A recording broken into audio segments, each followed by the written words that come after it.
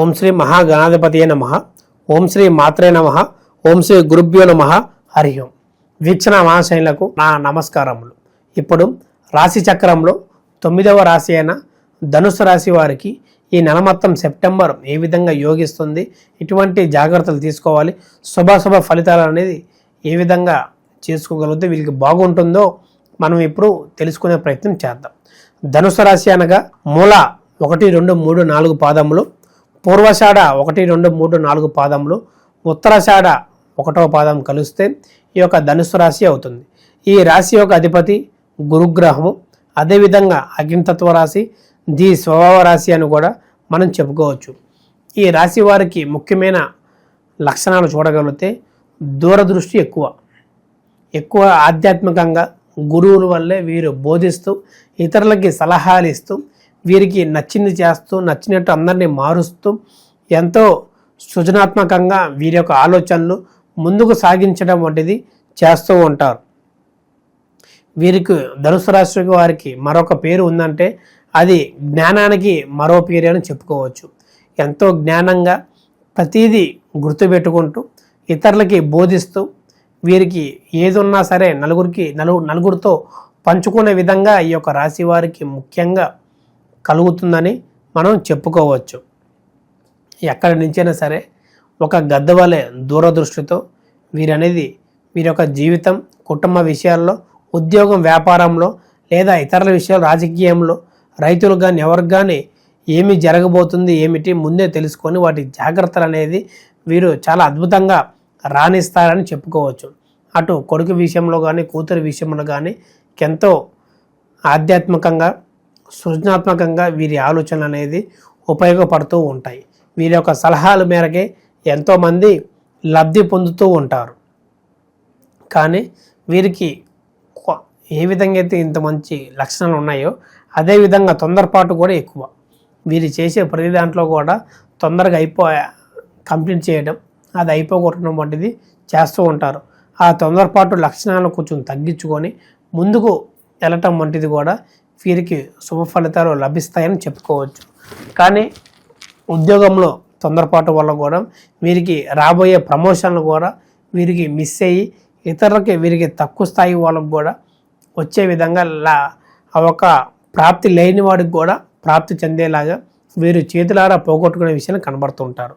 ఒక కంపెనీల్లో కానీ, జాబ్లో కానీ, వ్యాపారంలో కానీ ఒక స్త్రీ వ్యామోహంలో పడి ఎంతో కోల్పోతూ నష్టాన్ని చేకూరుస్తూ ఒక ధనం రూపం కానీ, టైం రూపం కానీ, కుటుంబంలో కలహాలు కానీ, స్నేహితుల మధ్య గౌరవం కానీ, నలుగురిలో పరువు కానీ అది తీసే విధంగా పిల్లల దగ్గర గౌరవం లేకపోవడం వంటిది కూడా వీరు చేతులారా చేసుకుంటారని కూడా మనం చెప్పుకోవచ్చు. ఆ ఒక స్త్రీ ఒక ఆలోచనలు, ఆ ఒక వ్యామోహం వల్ల వీరు ఎంతో కోల్పోయే విషయం కనబడుతుంది. కాబట్టి వాటికి ఏది లొంగకుండా వీరికి నచ్చింది చేస్తూ నచ్చినట్టు ఉంటూ మంచిగా ప్రవర్తిస్తూ ఉండటం వల్ల కూడా వీరికి శుభం కలుగుతుందని మనం చెప్పుకోవచ్చు. ఈ యొక్క నెల ఏదైతే జాబ్లో కానీ, వ్యాపారంలో కానీ వీరికి ఉన్నదానికంటే రెట్టింపు ప్రమోషన్ రూపంలో అటు వ్యాపారం సవ్యంగా సాగటం లేదా ఈ యొక్క శాలరీ హైక్ వల్ల బాస్ నుంచి మంచి గౌరవం లభించటం వంటిది ఈ యొక్క రాశి వారికి ముఖ్యంగా జరుగుతుంది. కాబట్టి కొంచెం వాహన ప్రమాదం కనబడుతుంది. ఈ యొక్క రాశి వారికి వెళ్ళేటప్పుడు వచ్చేటప్పుడు దృష్టి మొత్తం వాహనం మీద పెడుతూ మంచిగా నడిపే విధంగా కనబడుతుంది. అదే విధముగా మనం వెళ్ళేది మంచిగా వెళ్ళినా సరే వెనక నుంచి వచ్చేవాడు కరెక్ట్ లేకుండా కొంత ఇబ్బంది మనకి కలిగించే విధంగా కనబడుతుంది. అక్కడ రచ్చ చేసుకోకుండా, గొడవ పడకుండా తర్వాత ఏమి జరగాలి అనే ఆలోచన చేయగలిగితే చాలా అద్భుతంగా మీకు ఈ యొక్క నెల మొత్తం యోగిస్తుందని చెప్పుకోవచ్చు. మరియు ఫారెన్కి ఎవరైతే విదేశీ ప్రయత్నాలు చేస్తున్నారో వీసా రూపంలో కానీ అక్కడికి వెళ్ళి సెటిల్ అయ్యి లేకపోతే పని చేసుకునే లేదా స్టూడెంట్ వీసాలో కానీ వీరికి శుభ ఫలితాలు, మంచి వార్తలు, అక్కడికి వెళ్ళే యోగ్యత కూడా వీరికి లభించే విధంగా కనబడుతుంది. కానీ వెళ్ళేటప్పుడు సొంత డబ్బుతో వెళ్ళడం మంచిది. ఈ యొక్క రాశివారు ఒక లోన్ రూపంగా కానీ అప్పు రూపంగా చేస్తే అక్కడికి వెళ్ళిన తర్వాత వాళ్ళు ఇబ్బంది పడుతూ ఇటు పక్క తల్లిదండ్రులు ఇబ్బంది పెడుతూ డబ్బు సమకూర్చకుండా ఎంతో దారుణమైన పరిస్థితికి కూడా పెట్టేది 1,00,000, 2 లక్షలు కాకుండా ఎంతో ఖర్చు పెట్టాలి. కాబట్టి మీరు వెళ్ళటానికి అది మైండ్లో ఉంచుకొని సొంత డబ్బు అయితేనే మీరు సేవింగ్ చేసుకున్నది అయితేనే వెళ్ళగలిగితేనే మంచిది. లేదా అప్పులు కానీ లోన్ కానీ చేస్తే బోల్తా తిప్పే అవకాశం అనేది కనబడుతుంది. కాబట్టి జాగ్రత్తగా ఉండటం మంచిది. అదేవిధంగా దైవ దర్శనాలు క్షేత్రాలు వెళ్ళటం వల్ల కూడా మీరికి మనసు ప్రశాంతత ఉండటం, చేసే దాంట్లో మనసు పెట్టడం, ఇష్టం ఉండటం వంటిది కూడా చేస్తూ ఉంటారు.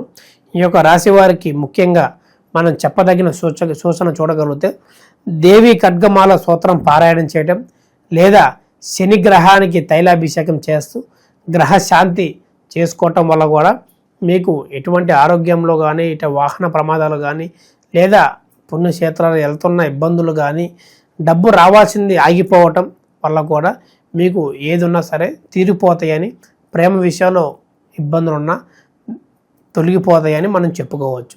ఇప్పుడు మనకి రాబోయే ఈ యొక్క సంవత్సరం 2వ చంద్రగ్రహణం ఎప్పుడు, ఎలా, ఎటువంటి జాగ్రత్తలు తీసుకోవాలి మనం ఇప్పుడు తెలుసుకుందాం. మనకి మొదటి చంద్రగ్రహం వచ్చేసరికి మార్చి 14వ తారీఖున పూర్తయింది. కాబట్టి ఇప్పుడు రాబోయే 2వ చంద్రగ్రహణం ఈ యొక్క సెప్టెంబర్ 7వ తారీఖున మనకి మొదలయ్యే సమయం చూడగలిగితే రాత్రి 9:55 నుంచి మరియు మధ్యరాత్రి ఈ యొక్క 8వ తారీఖు సెప్టెంబరు సోమవారం నాడు 1:35 పూర్తవుతుంది. మనకి ప్రారంభమయ్యే రోజు చూడగలిగితే శుక్లపక్షము ఆదివారము, శతభిష నక్షత్రము కుంభరాశిలో ప్రారంభమయ్యి మరియు సోమవారం 8వ తారీఖున ముగిసే విషయం కనబడుతుంది. ఈ యొక్క చంద్రగ్రహంలో మన ముఖ్యంగా చూడగలిగితే అసలు ఎందువల్ల ఏమిటి చూడగలిగితే ఈ యొక్క సూర్యకిరణాలు అనేది మన ఒక చంద్రుని మీద పడకుండా భూమి మధ్యలో నిలుస్తూ ఆ ఒక సూర్యుని కిరణాలు అడ్డుగా నుంచొని ఆ ఒక చంద్రుడిని కప్పేస్తూ ఆ ఒక కిరణాలు భూమి మీద పడకుండా ఈ యొక్క 3:30 వరకు అడ్డుకుంటూ చంద్రగ్రహం అని మనం చెప్పుకోవచ్చు. ఈ యొక్క చంద్రగ్రహం నాడున ఎక్కువగా గర్భిణీ స్త్రీలు లేదా వృద్ధులు జాగ్రత్తగా ఉంటూ నిద్రిస్తూ లేదా శ్లోకాలని పఠిస్తూ చేయటం వల్ల కూడా జరుగుతున్నది. ఈ యొక్క చంద్రగ్రహం వలన ఎటువంటి ప్రమాదం లేదా రాసులకి ప్రమాదం అనేది చాలామంది చెబుతూ ఉంటారు.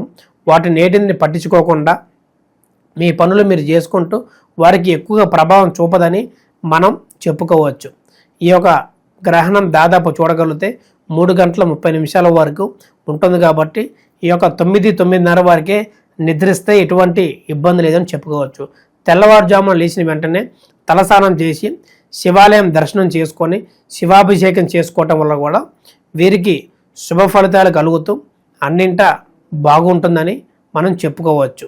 దాన్నే పాటిస్తూ ఎటువంటి అనుమానాలు, ఎటువంటి శాంతులు చెప్పినా సరే చేసుకోకుండా జాగ్రత్తగా ఉంటూ దీని ప్రభావం ఎక్కువగా భూమి మీద పడకుండా మనుషులు ఎవరికి పడకుండా ఉంటుందని మనం చెప్పదగిన సూచన. మరియు మీకు ఎటువంటి సలహాలు కావాలన్నా, ఎటువంటి ఆచారాలు పాటించాలన్నా మా ఒక కింద కనబడుతున్న నెంబర్కి సంప్రదించి అపాయింట్మెంట్ తీసుకొని మీ యొక్క వ్యక్తిగత జాతకాన్ని తెలుసుకొని ఎటువంటి సమస్యలతో బాధపడుతున్నా సరే వాటి యొక్క చక్కని పరిహారం మార్గాన్ని తెలుసుకొని ముందుకు వెళ్ళటం వంటిది చేసుకోండి. ఈ యొక్క రాశి ఫలాలు అనేది దాదాపు 50 నుంచి 70% వరకు ఫలిస్తుంది. మరియు పూర్తిగా తెలుసుకోవాలనుకున్నా మా ఒక నంబర్కి సంప్రదించి మీ యొక్క సందేహాలు ఏదైనా సరే ఎటువంటి సమస్యకైనా సరే చక్కని పరిహారం అనేది చూపబోతాం. శుభం. లోకా సమస్త సుఖినో భవంతు.